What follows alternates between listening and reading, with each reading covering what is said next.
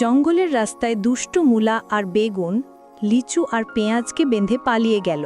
লিচু আর পেঁয়াজ সাহায্যের আশায় জোরে জোরে চিৎকার করতে লাগল। তাদের চিৎকার শুনে দাদু সেখানে এসে হাজির হলো। দাদু তাদের উদ্ধার করে বাড়িতে নিয়ে এলো এবং পেট ভরে খেতে দিল। পরদিন দাদু লিচু আর পেঁয়াজকে মাঠে কাজ করতে পাঠিয়ে দিল। দাদুর খুব আদরের একটা রসুন ছিল, কিন্তু সেই রসুন সারাদিন জুয়া খেলত। দাদু সেটা জানত না। দাদু না জেনেই আদর করে রসুনকে পিৎজা খাওয়াতো। একদিন লিচু আর পেঁয়াজ রসুনকে জুয়া খেলতে দেখে ফেলল।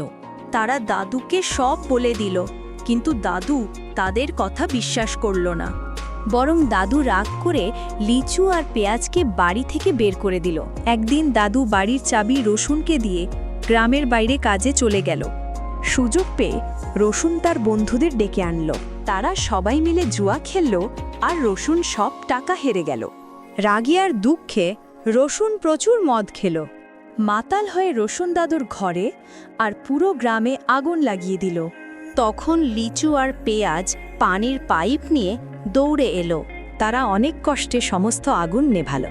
সবাই তাদের জন্য একটা করে লাইক দিতে ভুলবেন না।